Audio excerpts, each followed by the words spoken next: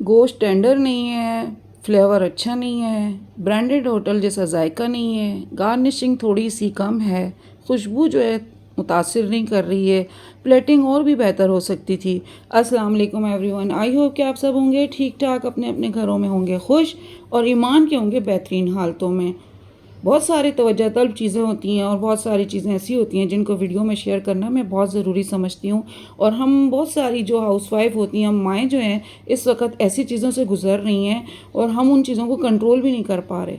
मतलब कुछ ज़हर ऐसा होता है जिसके हमें अंदाज़ा भी नहीं होता और हमारे दिलों से शुक्रगुजारी का जज्बा वो आहिस्ता आहिस्ता ख़त्म करता जा रहा है और हमें इसका एहसास तक नहीं होता। और इसका सबब सबसे मोहलिक हथियार फूड व्लॉगिंग है। आज हर घर का दस्तरख्वान रिव्यू प्लेटफॉर्म बन चुका है। खाने की मेज़ पर नई नस्ल खाना कम खाती है और उसका अपने इस खाने के ऊपर तज़किया देना बहुत ज़्यादा ज़रूरी हो जाता है। बताया जाता है कि गोश्त को इस तरह पकना चाहिए था, उसका फ्लेवर वैसा होना चाहिए था, ब्रांडेड होटल जैसा जायका होना चाहिए था, गार्निशिंग थोड़ी कम है, प्लेटिंग और बेहतर हो सकती थी, खुशबू मुतासिर कौन हो सकती थी। आज की वीडियो में मैं आपके साथ यहाँ पे अपनी कुछ रूटीन भी शेयर करूँगी। 3-4 दिन के बाद आपके साथ वीडियो शेयर कर रही हूँ, तो जो जो चीज़ें छोटी छोटी की थी उनका क्लिप है, साथ में जो है थोड़ी बहुत ग्रॉसरी थी, कुकिंग थी, आउटिंग थी, सब कुछ शामिल है आज की वीडियो में। उम्मीद है कि आपको मेरी ये वीडियो भी पिछली वीडियो की तरह पसंद आएगी। और जी कल के लिए जो बहुत सारी मेरी सिस्टर्स ने मुझे मैसेजेस किए लाइव के लिए, बस जी कल लाइव नहीं कर सकी, थोड़ी बिजी भी थी तो इस चक्कर में नहीं कर पाई। इंशाल्लाह कमिंग डेज़ में आपके साथ अपनी लाइव ज़रूर शेयर करूँगी। मुझे बहुत खुशी हुई है कि आप लोगों को मेरी लाइव का इंतज़ार रहता है और आप लोगों के साथ बात करके मुझे भी बहुत खुशी महसूस होती है। टॉपिक जो होते हैं ना, मैं सोचती हूँ कि किसी ऐसे टॉपिक पे भी बात की जाए हमें कि हम सोचें कि हमारे साथ जो चीज़ें चल रही हैं क्या सिर्फ हम ही उससे गुजर रहे हैं या आप लोगों में से भी बहुत सारे लोग गुजर रहे हैं। अगर आप लोगों के साथ भी ऐसी चीज़ें चल रही हैं तो ज़रूर मुझे कमेंट बॉक्स में बताइएगा। कोई ना कोई ऐसा हम इसका सलूशन निकालने की कोशिश करें, कुछ ऐसा मेन्यू सेट करें, अपने बच्चों को हम सीधे रास्ते पर लेकर आएँ। हम जो हैं इस वक्त इन चीज़ों को फेस कर रहे हैं और हमारी जो जनरेशन आने वाली है वो इस चीज़ को यूज़ टू हो जाएगी। उनके लिए इस चीज़ की कोई ख़ास इंपॉर्टेंस भी नहीं रहेगी कि खाना घर में पक भी रहा है या नहीं पक रहा। अफरा तफरी का अजीब व गरीब दौर से सब लोग गुजर रहे हैं।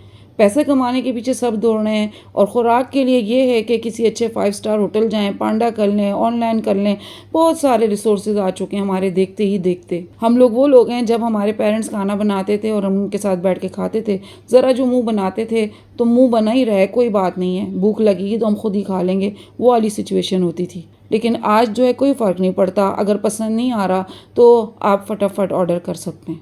आपके पास जो है मोबाइल मौजूद है, आपके पास ऐप्स मौजूद हैं, आपने चीज़ें डाउनलोड की हुई हैं, मेन्यू आपके हाथ में मौजूद है, फ्लेवर आपको पता है कहाँ का लेना है, कहाँ का पिज़्ज़ा लेना है, कहाँ का बर्गर लेना है, कहाँ की क्या चीज़ लेनी है। ये सारी चीज़ें जो है ना बड़ी तवज्जो तलब हैं और ये चीज़ों की वजह से सेहतें तो ख़राब हो रही हैं, उसके साथ साथ हमारी जनरेशन जो है उसके लिए इम्पोर्टेंस नहीं रही उन चीज़ों की कि वालिदैन जो मेहनत करके खाना बना रहे हैं, वालिद कमा रहे हैं, माँ बना के खिला रही है, टाइम लगा रही है, गर्मी है, सर्दी है, खड़ी है, वो पका पकाया खाना उसकी पतीली की जीनत बन जाता है, वो खाना बेकार हो जाता है उसके लिए। और सबसे बड़ा दुख जो पहुँचता है, एक वालदा जिस तरह खाना खड़े होकर बनाती है, जैसे जैसे आपकी एज बढ़ती है आपके अंदर वो एनर्जी भी नहीं रहती है। जिस तरह ये छोटे थे तो आप इनके लिए करते थे, लेकिन आहिस्ता आहिस्ता आपकी वो एनर्जी ख़त्म हो जाती है और फिर आपको फील होता है यार इतनी चीज़ें मैं कर रही हूँ, मेरी चीज़ें ज़ाया हो रही हैं। क्योंकि यहाँ पे चीज़ों का ज़ियाँ भी हो रहा है, ऑयल है, आपकी सब्जियाँ हैं, आपके मसाले हैं, आपका टाइम है, आपका मौसम है, आपकी सेहत है, सब चीज़ें ज़ाया हो रही हैं। क्योंकि आप औलाद के लिए, घर वालों के लिए चीज़ें बना रही हैं और वो चीज़ें आपको एक रिव्यू देने के बाद आपकी वो बिल्कुल रिजेक्ट कर दी जाती हैं कि इसके अंदर तो ये कुछ भी नहीं है। तो पिछली नस्ल में ये ज़बानें माँ के हाथ की दाल पर भी अल्हम्दुलिल्लाह कह के उठती थीं। अब हाल ये है कि बच्चों के लिए हज़ारों रुपए का खाना मंगवाया भी जाता है, फिर भी कोशिश करते हैं पेरेंट्स कि नहीं हमारा बच्चा है इसके लिए खाना मंगवाया जाए, तो भी उस पर अजीब व गरीब किस्म के ना उनके तासुरात देखने को मिल रहे होते हैं। क्योंकि उनको डिफरेंट जगहों के डिफरेंट फ्लेवर्स का पता चल चुका है। उनको पता है ये वहाँ की चीज़ है, वहाँ की चीज़ महंगी है, सस्ती है, ये अच्छा रेस्टोरेंट है, ये अच्छा नहीं है, इस ढाबे पे बैठना चाहिए, नहीं ढाबा स्टाइल अच्छा नहीं है, हमें डायरेक्ट जो है एसी वाले रेस्टोरेंट में जाना चाहिए क्योंकि हमारे पास बहुत सारी चीज़ें आ चुकी हैं। यहाँ पे जो है इन सारी जो इम्पॉर्टेंट चीज़ें आए, फूड वीडियोस जो बनाते हैं ना, फिर जब उनके लिए ऑर्डर किया जाता है, फिर उस सबसे पहले उनकी जो चीज़ होती है जनरेशन की, उन्होंने उस फूड की वीडियो बनानी है, उसको अपने व्हाट्सअप, अपने ग्रुप, अपने फ्रेंड्स के अंदर शेयर करना है लाजमी तौर पे। फिर साइड पे बैठकर आराम से मोबाइल में उनके जो है ना मैसेजेस का इंतज़ार करना है, थम अप आ रहा है, उनको गुड आ रहा है, एक्सीलेंट आ रहा है, वाह वाह वाह हो जाती है। और आखिर में फिर बर्गर के तकाजे चल रहे होते हैं। किसी दिन घर में दाल सब्जी बन जाए ना तो चेहरों पर ऐसी मायूसी छलकने लगती है।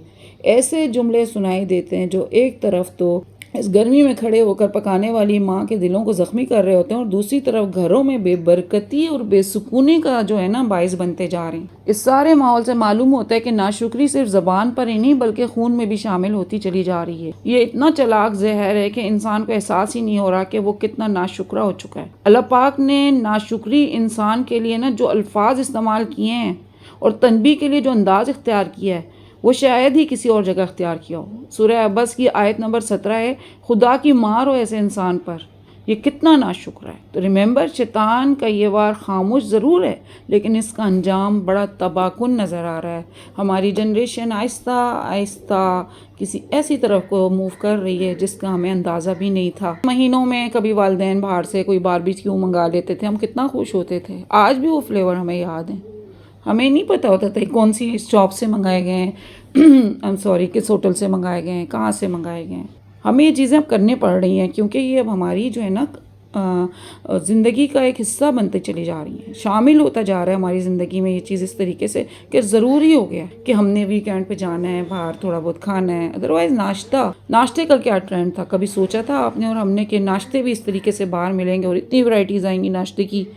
संडे ब्रंच होंगे, बुफे होगा, उसके साथ साथ जो है आपको जो है लंच डिनर में बहुत सारे ऑप्शंस मिलेंगे। सीधा सीधा खाना, सीधी सीधी माँ का हाथ का, आज भी वो खाना याद आता है मुझे, आज भी वो जायके याद आते हैं। तरस रहे हैं हम लोग अब इस वक्त उस खाने के लिए, उस वक़्त के लिए, वो साथ बैठ के खाने के लिए, वो बहन भाई सारे इकट्ठे बैठते थे। ज़िंदगी का एक ऐसी दौड़ शामिल हो चुकी है जैसे कि जैसे वक्त गुजरता जा रहा है हमारे पास जितनी चीज़ें आती जा रही हैं उतने ही हम सब दूर होते चले गए। आज की वीडियो थोड़ी सी इमोशनल थी, बहुत से लोग इमोशनल भी हो रहे होंगे, किसी को पसंद भी आएगी, किसी को नहीं भी पसंद आएगी, आपकी अपनी चॉइस होती है। ये तो मैं अपनी फीलिंग्स हैं जो मैं आपसे शेयर कर रही हूँ। मेरी कोशिश है कि मैं बच्चों के लिए कुछ ना कुछ ऐसे रास्ते बनाऊँ, कुछ ऐसे मेन्यूज़ बनाया करूँ कि हम लोग मिल के इकट्ठे घर में बैठ के खाएँ, मैं उनको बनाऊँ, मैं उनको खिलाऊँ। याद मैं आपको बताऊँ, मेरे हस्बैंड जिस दिन कहते हैं कि आज मैं बाहर से नाश्ता लाऊंगा या आज हम बाहर से, वो मेरे लिए एक बोझ बन जाती है वो चीज़।